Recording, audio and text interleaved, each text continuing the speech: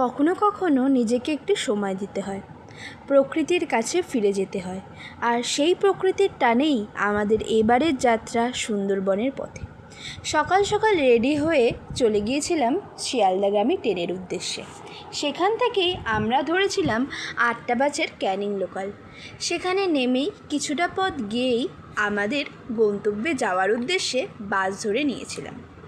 বাস থেকে নেমেই পৌঁছে গেছিলাম একটা ফেরিঘাটে, আর সেই ফেরিঘাট থেকেই আমরা চলে যাব সুন্দরবনের উদ্দেশ্যে। ফেরিঘাটে উঠতে প্রথমে একটু ভয় লাগছিল, কিন্তু উঠে পড়েছিলাম। সাথে সাথেই ব্রেকফাস্টে চলে এসেছিলো লুচি, আলুর দম আর 1 পিস রসগোল্লা। তারপরে নামিয়ে দিয়েছিল রবীন্দ্রনাথ ঠাকুরের সেই বেকন সাহেবের বাংলোতে, যেখানে বসেই রবীন্দ্রনাথ ঠাকুর অজানা অনেক তথ্য, গল্প, কবিতা আমাদের জন্য তুলে ধরেছিলেন।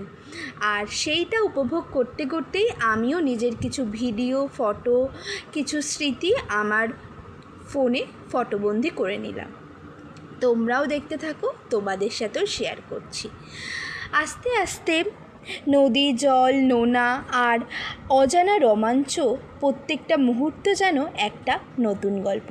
এটা শুধু একটা ভ্রমণ নয়। এসেই সাথে সাথে পেয়ে গেছিলাম গরম গরম আমুদি মাছের ফিশ ফ্রাই।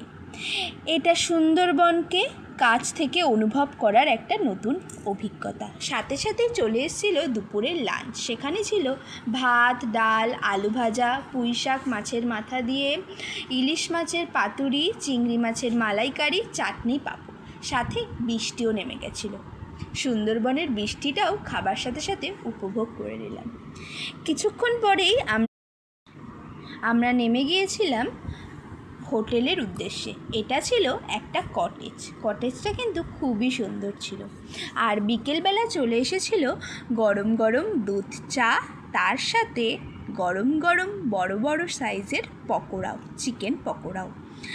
খুব সুন্দর কাটছিল।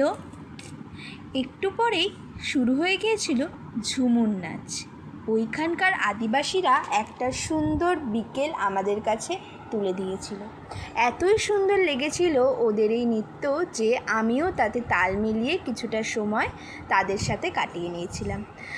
এরপরেই আমাদের লাঞ্চের, ডিনারের শো স্টপার খাবার ফ্রাইড রাইস আর মটন কষা চলে এসেছিলো। এইভাবেই সুন্দরবনের ডে 1টা উপভোগ করলাম।